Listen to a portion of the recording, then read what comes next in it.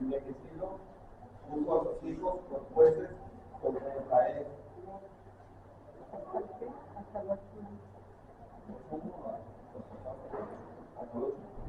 Y en el nombre de su hijo primogénito fue Joel, y el nombre del segundo, Abías, y eran jueces en Bérseba.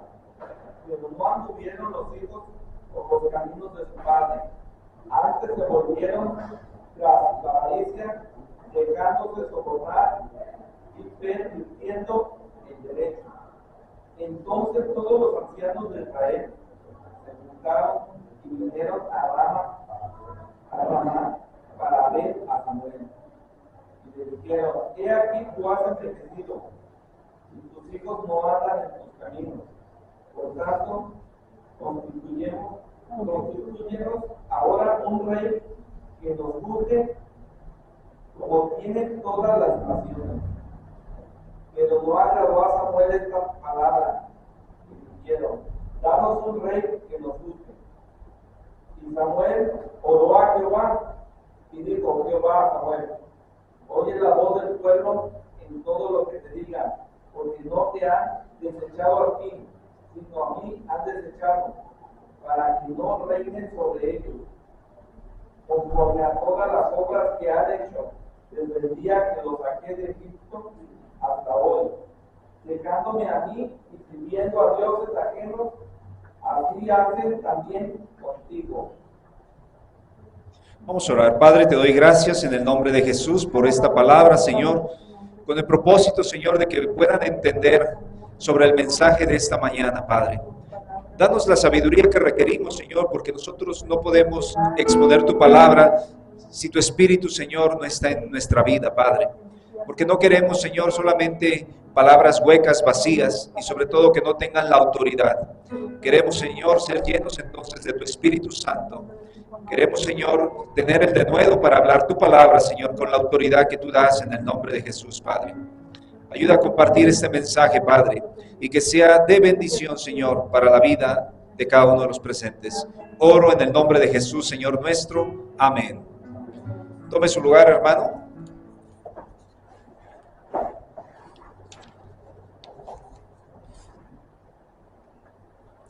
El mensaje titulado esta mañana: ¿a quién has desechado?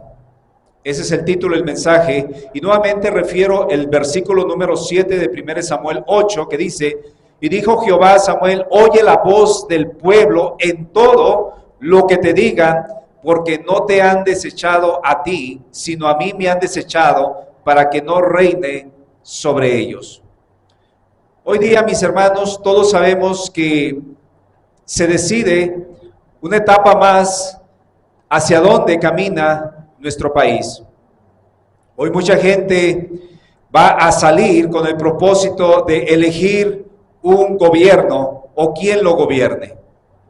Pero yo no me voy a enfocar tanto en un sentido humano mi mensaje, que dentro de ellas a lo mejor voy a manejar pequeñas cápsulas refiriéndome a un tipo de gobierno, pero lo más importante, mis hermanos, es que yo quiero enfocar este mensaje en el sentido espiritual.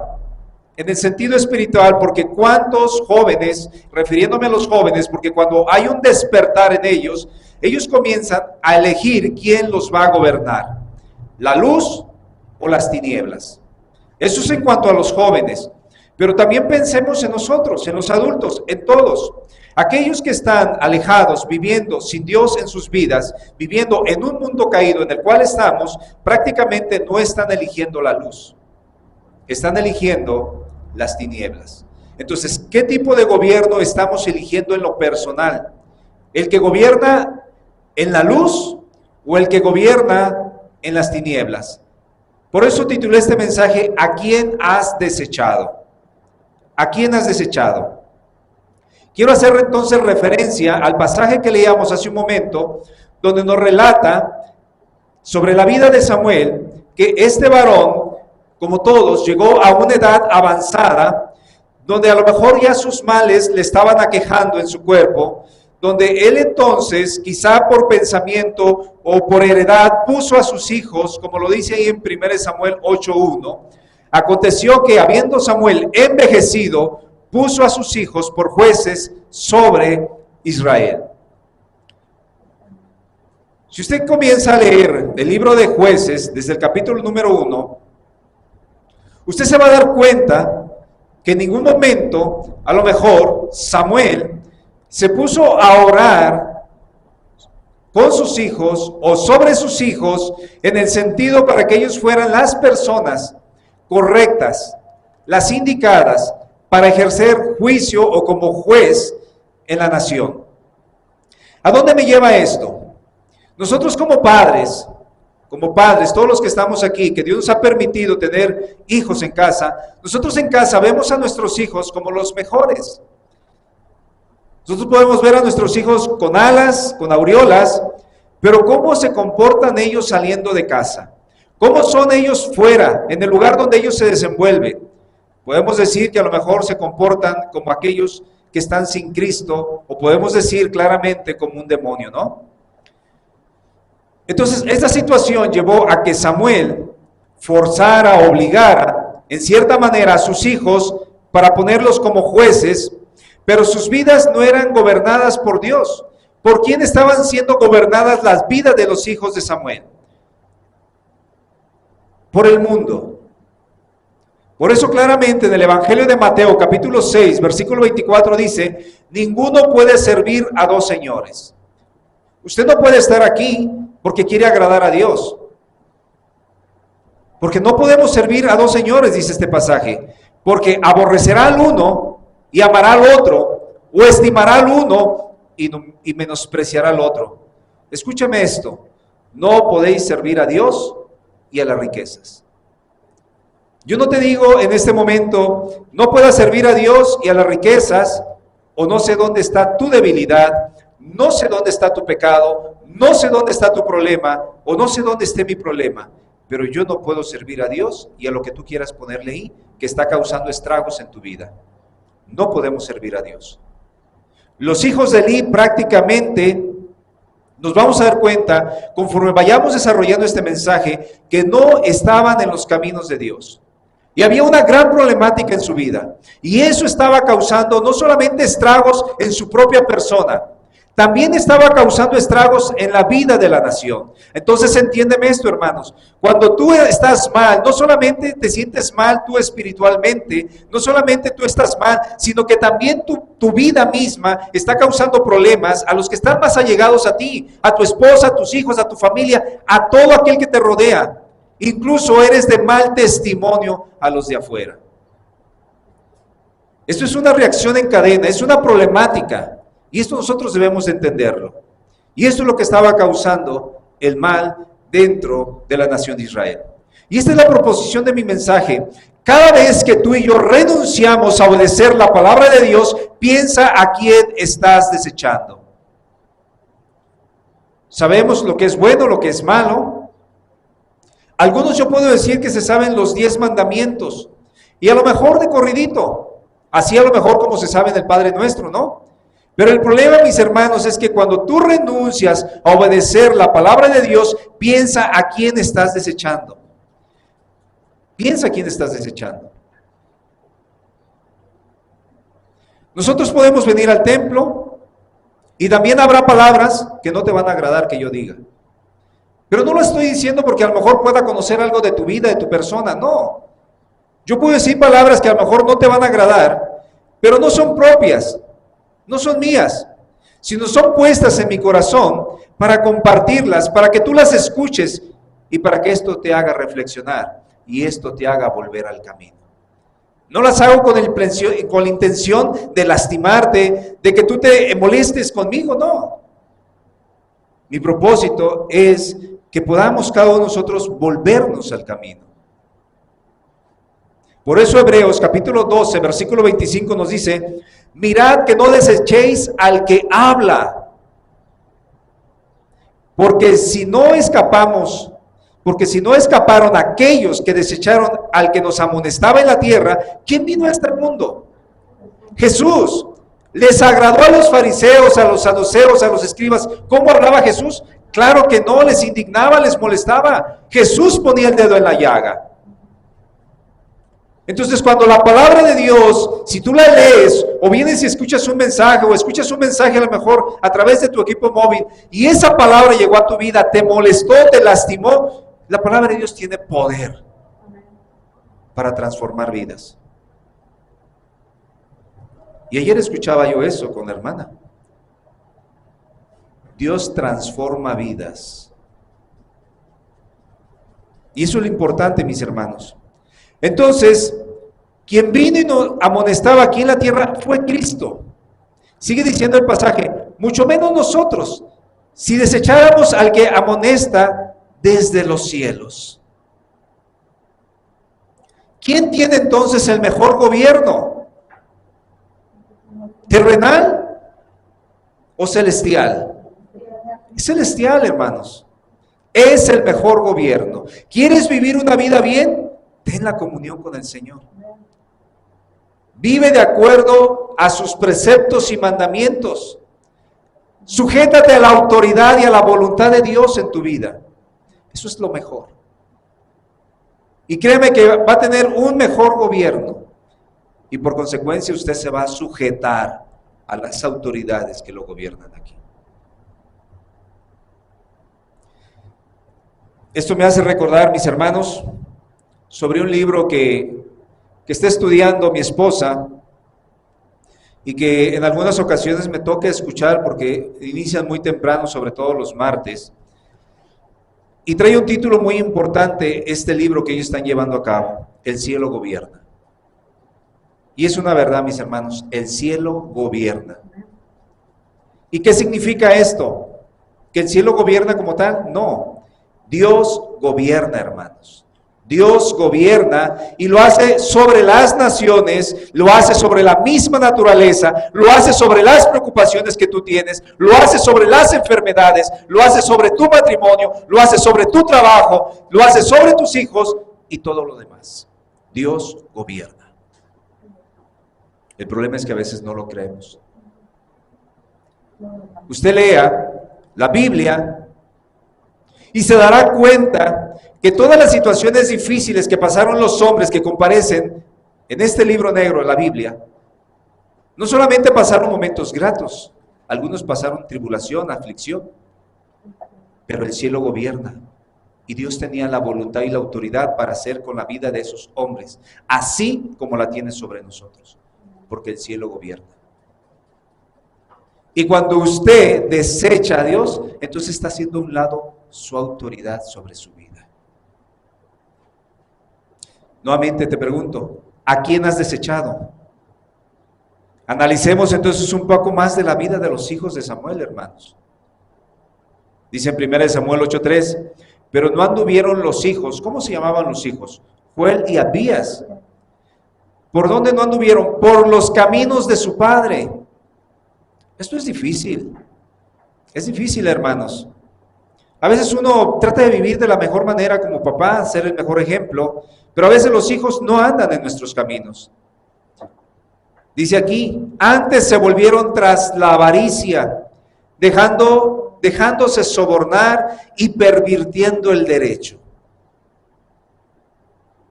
Usted se dará cuenta sobre la vida de Ana, que desde el momento que pidió a su hijo Samuel, ella dice que lo iba a entregar totalmente a Dios, y lo entregó. Pero ¿qué pasó con los hijos de él, de Samuel? Joel y Abías. Dice que ellos se volvieron tras la avaricia, dejándose sobornar y pervirtiendo el derecho. Pensemos entonces cómo están nuestros hijos. Pensemos cómo están nuestros hijos. Habrá cosas que nos lastimarán, nos molestarán de ellos, porque a veces los hijos no andan en los caminos que andan los padres.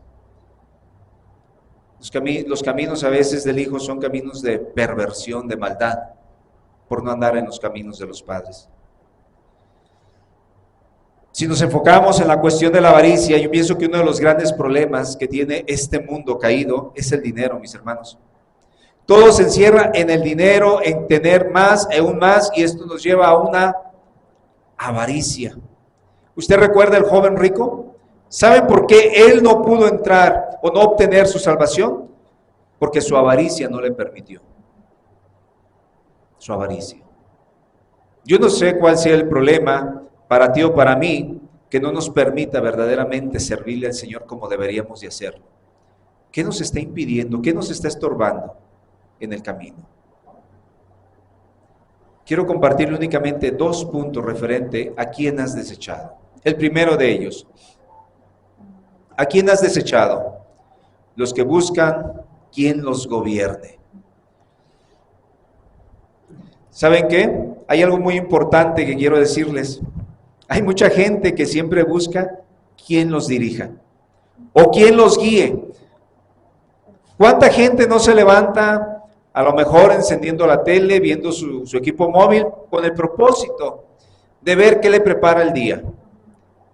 Se basa su vida en los horóscopos, piensa o ve qué tipo de color debe usar para tener el éxito, qué es lo que debe hacer para tener dinero. Hay gente que siempre está buscando quién la dirija o quién guía su vida. ¿Y saben por qué? Porque no tienen decisión propia. O siempre están a la expectativa de que alguien les va a decir, haz esto, no hagas aquello. Porque no tienen decisión propia. Entonces siempre están dependientes de lo que le digan o de alguien más, de cómo conducirse para ser aceptados a veces por todos o por los demás. Y volviendo a Samuel, dice que cuando Samuel ya no fue el mismo, porque los años ya lo habían alcanzado, ya no tenía a lo mejor esa aceptación Samuel, y pasó algo ahí. Dice que los ancianos vieron que a lo mejor su ministerio residía únicamente en un lugar en específico. ¿Dónde estaba él? En Ramá. Ahí es donde él estaba. Entonces a esto le llevó que las personas lo buscaran a él. Pero no fueron a decirle, a ver, Samuel, ¿cómo te encuentras? Miramos que te has hecho una persona adulta, miramos que tienes ciertos problemas de salud. No fueron con esto. Su inquietud fue otra. Su inquietud fueron a buscarlos porque esas personas necesitaban quien las dirigiera, quien las gobernara, quien tomara las decisiones por ellos. Hay personas que no tienen voluntad propia, que no saben ni a dónde caminar ni a dónde ir. Y así están muchos que están en el mundo perdidos. ¿A dónde voy? ¿A dónde camino? Entonces, estas personas fueron a buscar a Samuel, como lo dice ahí en el versículo 4 del primer libro de Samuel, capítulo 8. Entonces, todos los ancianos de Israel se juntaron y vinieron a Ramá para ver a Samuel. Versículo número 5. Y le dijeron, he aquí, tú has envejecido y tus hijos no andan en tus caminos. Por tanto, dice, constitúyenos ahora un rey que nos juzgue, como tienen todas las naciones. Pero no agradó a Samuel esta palabra que dijeron, danos un rey que nos juzgue, y Samuel oró a Jehová.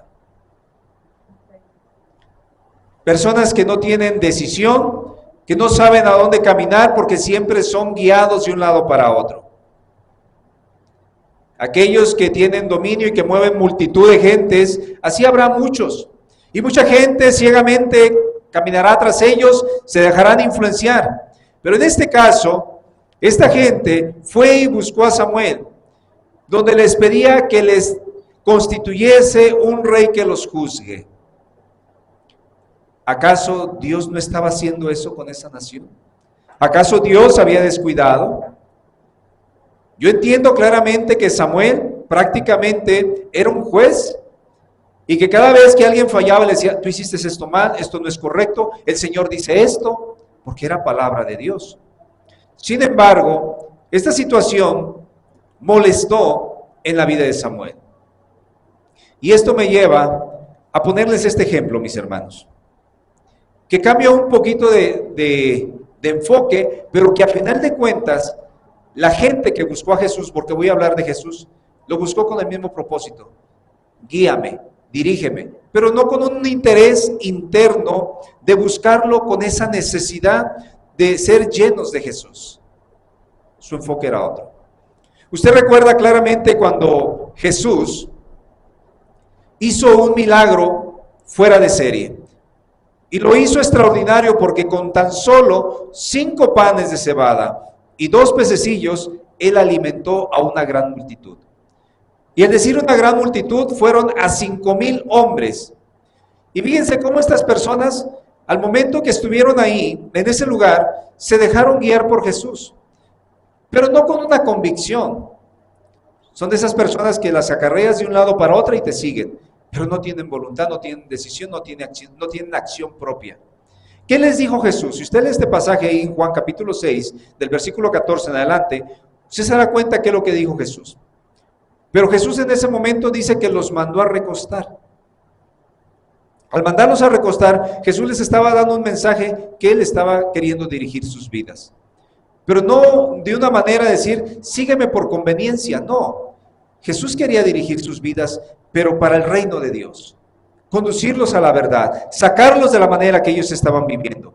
Ahora con todos ellos, ¿quién más estaba? Aunque no lo menciona, sus mujeres y sus niños. O sea que era una gran cantidad de personas que Jesús ese día les dio alimento. Toda esa multitud entonces comenzaron a pensar después de eso, en su mente, cómo elegir a Jesús como rey. Las personas siempre quieren ser dirigidas por alguien. Si usted ve eso, siempre. Cuando debemos de tener a veces voluntad propia, hermanos. Y más que voluntad propia, ser guiados por Dios en nuestra vida. Pero a veces nosotros queremos ir detrás de alguien porque ese alguien nos va a dirigir a todos. ¿Qué es lo que estaba pasando ahí? Quisieron elegir a Jesús como rey convenencieramente, pensando en que a lo mejor ellos ya no se iban a desgastar más por trabajar, que no se iban a preocupar por el alimento, porque iban a estar dependiendo de Jesús. Ahí, ¿quién estaba eligiendo a Jesús? ¿Los ancianos como vinieron como Samuel? No. ¿Quién estaba queriendo elegir ahí a Jesús? La multitud, la gente. Juan capítulo 6, versículo 14. Aquellos hombres, entonces, viendo la señal que Jesús había hecho, dijeron, este verdaderamente es el profeta que había de venir al mundo. Eso es lo que vieron. ¿Cómo les impactó eso? Este verdaderamente era el profeta que había de venir al mundo. Pero Jesús, ¿qué vio en ellos? ¿Qué vio en ellos? Versículo 15. Pero Jesús dice entendiendo Jesús que iban a venir para apoderarse de él y hacerle el rey, volvió a retirarse al monte él solo. Jesús vio la intención. Jesús pudo entender que esta gran multitud no lo buscaban por quien él era en verdad, o por el mensaje que él traía. Esta multitud lo buscaban a él porque querían ser dirigidos, querían llevar una vida fácil, una vida sencilla, pero ¿qué hizo Jesús? Se retiró al monte él solo. Y al retirarse al monte él solo, él tuvo ese tiempo de oración con el Padre. Ahora nosotros, no desechemos más bien quien nos gobierne, pidámosle quien nos gobierne, que nos dé la guía a través de su Espíritu Santo para saber cuando nosotros hemos fallado, hermanos. No nos alejemos, más bien pidámosle, Señor, ¿cómo saber que hoy he fallado? ¿Cómo saber que las cosas que estoy haciendo son mal? ¿Cómo tener tu guía? ¿Cómo tener tu guía? ¿Cómo tener tu dirección? La gente lo buscaba a él por lo que Jesús les daba, pero no porque querían ser guiados por Jesús verdaderamente. Juan capítulo 16, versículo 8 dice, y cuando Él venga, convencerá al mundo de pecado, de justicia y de juicio. De pecado por cuanto no creen en mí, de justicia por cuanto voy al Padre, y no me veréis más, y de juicio por cuanto el príncipe de este mundo ya ha sido ya juzgado. ¿A quién se refiere este pasaje, hermanos? ¿Cómo obtener una dirección en este mundo caído? ¿Cómo obtener una dirección? A través del Espíritu Santo. No te dejes guiar por el hombre, déjate guiar por el Espíritu Santo, porque Él te va a convencer de pecado y de juicio, mis hermanos, cuando hagamos mal. Él, por más que yo hable, por más que yo diga que esto es pecado, aquello otro es pecado, pero si el Espíritu Santo no está en ti, no te va a convencer de las cosas mal que estamos haciendo. Entonces, cuando todo el ser humano se vuelva dependiente de alguien más por lo que ve y no de Dios, está mal, mis hermanos. Y esto fue lo que le sucedió a Samuel. Fueron los ancianos y le pidieron que les constituyese un rey como las demás naciones. Y aquí se cumple entonces ese pasaje del Antiguo Testamento que nos dice en Jeremías 17:5, así ha dicho Jehová, maldito el varón que confía en el hombre. Ahorita, ¿cuántos no están a la expectativa esperando quién es el nuevo presidente? En todos los sentidos. ¿Están confiando en quién? En el hombre. Están confiando en el hombre. Y quizá Samuel se equivocó al confiar o pensar que sus hijos andaban en sus caminos y que iban a dirigir a la nación por el camino correcto. Samuel también erró. Esto nos enseña que entonces nosotros no confiemos en el hombre. Sigue diciendo la última parte del pasaje, y pone carne por su brazo, y su corazón se aparta de Jehová. Cuando nosotros confiamos más en el hombre, nuestro corazón se aparta de Jehová. Entonces pregúntese, ¿a quién ha desechado? ¿Usted a quién ha desechado? Y si nos vamos a Samuel, ¿a quién desecharon? ¿A Samuel o a Dios? Desecharon a Dios, porque no querían ser conducidos por Dios. No quisieron ser dirigidos por Dios. Entonces todos sabemos hoy que se va a elegir un gobierno, pero tomemos la actitud que después tomó Samuel. A través de nuestra hermana Xochitl del viernes de la velada de oración, ese fue parte de su oración, que oremos por un gobierno. Oremos por un gobierno. Y muchas denominaciones de cualquiera sé que han orado por esta petición. Oremos por un gobierno. Y eso fue lo que hizo Samuel. Después de que a lo mejor dijo, hice mal en poner a mis hijos, dice ahí en 1 Samuel 8, capítulo 8, versículo 6, la última parte, y Samuel oró a Jehová. Eso es lo importante, hermanos. Está bien, a veces actuamos tontamente, actuamos bajo la carne, pero es bueno reflexionar. Y cuando reflexionemos, oremos. Fue lo que hizo Samuel. Samuel oró a Jehová. Entonces, antes de anhelar en el corazón diciendo, yo quiero esta persona que nos gobierne, debes orar para que Dios gobierne primero tu vida. Toma el control de tu persona para que todo el cambio primeramente comience por ti y por mí. Eso es lo importante, hermanos. ¿Cuánta gente no está esperanzada diciendo, queremos que este gobierno llegue porque él va a quitar todos los crímenes? No, hermano. Si la gente tuviera el temor de Dios en sus vidas, no harían lo que harían, porque estarían sujetos a Dios. Y tuviéramos un temor siempre reverente a Dios, y no actuaríamos de la manera que lo hacemos deliberadamente. Dice Colosenses capítulo 3, versículo 15, y la paz de Dios gobierna en vuestros corazones, a la que asimismo fuisteis llamados en un solo cuerpo, y sed agradecidos. La palabra de Cristo mora en abundancia en vosotros, enseñándonos y exhortándonos unos a otros en toda sabiduría, cantando con gracia en vuestros corazones al Señor con salmos e himnos y cánticos espirituales. Y todo lo que hacéis, sea de palabra o de hecho, hacedlo todo en el nombre de Jesús, dando gracias a Dios Padre por medio de Él. Hermanos, dando gracias a Dios en todo. Esto me lleva a mi segundo punto, que es, ¿a quién has desechado? Pidieron para sí un rey humano.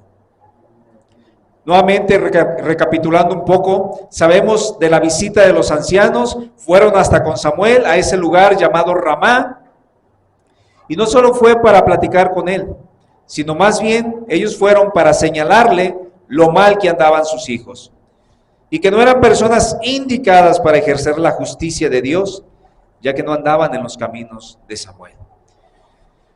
Esto nos hace entonces repetir la historia una y otra vez, como en el libro de los Reyes, que nos vamos a encontrar una expresión tan continua, tan cotidiana. ¿Cuál era esa expresión? Porque me estoy refiriendo a algo tan importante. Segunda de Reyes 21:19. De 22 años era Amón cuando comenzó a reinar. y reinó 2 años en Jerusalén. El nombre de su madre fue Mesulemet, hija de Haruz de Jotbá. Escúcheme esto. E hizo lo malo ante los ojos de Jehová, como lo había hecho Manasés, su padre. Aquí sí había razón de que su hijo Amón hiciera las cosas mal, porque Manasés, su padre, hizo las cosas mal. Pero en el caso de la vida de Samuel, que caminó recta y justamente delante de Dios, sus hijos hicieron lo malo. Sin embargo, mis hermanos, la vida de Amón fue de la misma manera del proceder de la vida de su padre Manasés. ¿Qué hizo? Versículo 21. Y anduvo en todos los caminos que su padre anduvo, y sirvió a los ídolos a los cuales había servido su padre, y los adoró. Qué terrible, ¿verdad? A veces no queremos escuchar, e hizo lo malo ante los ojos de Jehová. Esa es una expresión, mis hermanos, que es difícil de entender, o difícil de quitar también. Entonces, no puede haber un gobierno perfecto, y menos cuando no anda en los caminos de Dios, y mucho menos que lo busque. Humanamente, no busque un gobierno perfecto. ¿Cuántos de ellos buscan la dirección de Dios verdaderamente? ¿Cuántos de ellos se encomiendan a Dios? No, mucho menos a veces lo van a buscar. Aquí hay algo muy curioso. Si quiere nombrarle como curioso, coincidencia, como usted quiera decirle. Pero lo mismo sucedió con el que instruyó a Samuel, con el que fue su mentor, y me estoy refiriendo al sacerdote Elí. 1 Samuel 3:2 dice: y aconteció un día que estando Elí fue el que instruyó a Samuel, acostado en su aposento, cuando sus ojos comenzaban a oscurecerse de modo que no podía ver. Esta expresión, hermanos, cuando sus ojos comenzaban a oscurecerse, se puede entender que a lo mejor de la vista del sacerdote Elí comenzaba a escasear, comenzaba a perder a lo mejor la vista, pero también se puede entender que la palabra revelada que llegaba a la vida del sacerdote se estaba yendo, ya no era dada, también se puede entender en ese sentido. O también podemos entender que debería de haber leña en el templo siempre encendida cada mañana, porque si se apagaba la lumbre, dicho de otra manera, la palabra de Dios ya no iba a fluir. La palabra de Dios ya no iba a fluir. Entonces, el problema es que los hijos del sacerdote Elí, sus vidas no eran apropiadas para ser los intermediarios entre Dios y la nación. No podían serlo, porque no buscaban de Dios tampoco los hijos de Elí, y porque la luz estaba escaseando en la vida del sacerdote Elí. Entonces, esto de que los hijos no anduvieran en los caminos es difícil. 1 Samuel 3:2, escuche lo que dice la palabra de Dios, y esta palabra se la reveló Dios a Samuel, aún siendo niño, porque es el que iba a suplir a Elí. Escuche esto: aquel día yo cumpliré contra Elí todas las cosas que he dicho sobre su casa, desde el principio hasta el fin, y le mostraré que yo juzgaré su casa para siempre, por la iniquidad que él sabe. ¿Qué es lo que sabía Elí? Que sus hijos no andaban en sus caminos, que sus hijos estaban haciendo las cosas mal. Versículo 13. Y le mostraré que yo juzgaré su casa para siempre por la iniquidad que él sabe, porque sus hijos han blasfemado a Dios y él no los ha estorbado. Como padre tenemos la responsabilidad de decirle a nuestros hijos: ¿sabes qué? Esa manera que tú estás viviendo, eso que tú estás haciendo no es lo correcto. Si tú no los estorbas a tus hijos diciéndole las cosas que no están bien, el juicio no solamente viene para los hijos, viene también para ti, viene para tu casa completa. Porque estamos entonces solapando el pecado que nuestros hijos están haciendo. En el caso del sacerdote Elí, fue desechado junto con sus 2 hijos por lo mal que estaban haciendo o obrando. Pero Samuel restituyó a Elí y a sus hijos. ¿De qué manera? Pues Samuel tomó el lugar del sacerdote Elí, siendo sacerdote, siendo profeta y siendo juez. 3 ministerios en la vida de uno. Ahora, en la vida de Samuel fue todo lo contrario. Sus hijos andaban mal y los ancianos pidieron rey, haciendo a un lado el poder teocrático de Dios en la nación. Como lo dice 1 Samuel 8:7. Y dijo Jehová a Samuel: oye a la voz del pueblo en todo lo que te diga, porque no te han desechado a ti, sino a mí me han desechado, para que no reine sobre ellos. Hermanos, cada vez que fallamos, que pecamos, que hacemos iniquidad, que rehusamos que Dios nos gobierne, porque hacemos las cosas de quien nos gobierna en este mundo, lo desechamos a Él. Versículo número 8, estoy en 1 Samuel 8. Conforme a todas las obras que han hecho desde el día que los saqué de Egipto hasta hoy, dejándome a mí y sirviendo a dioses ajenos, así hacen también contigo. Hermanos, aún hay gente dentro de todas las iglesias evangélicas que siguen amarradas a un pecado. Salieron de Egipto. Egipto representa al mundo caído, hermanos. Pero Egipto o el mundo no salió de ellos y aún siguen gobernados como desde el principio. Por ello, Santiago capítulo 4, versículo 4 dice: oh almas adúlteras, ¿no sabéis que la amistad del mundo es enemistad contra Dios? Cualquiera pues que quiera ser amigo del mundo, se constituye enemigo de Dios. Si tú quieres agradar al mundo, le declaras la inconformidad, la guerra a Dios, hermanos, porque te constituyes enemigo de Dios. La gente de Israel no quiso ser ya más gobernada por Dios. Ya no quiso escuchar a través de los siervos de Dios. Quisieron gobernantes, reyes, que les impusieran cargas, que tomaran el control de sus vidas. Ese es un problema. Ahora, ¿cómo vive alguien que tiene pecado y que es gobernado por el pecado y que está sujeto al pecado? Y más que sujeto al pecado, sujeto a un demonio que no tiene la voluntad. ¿Usted recuerda al endemoniado gadareno? Él no tenía el control de sí mismo, al grado que lastimaba su cuerpo. Lo mismo sucede con aquellos que practican las obras de la carne.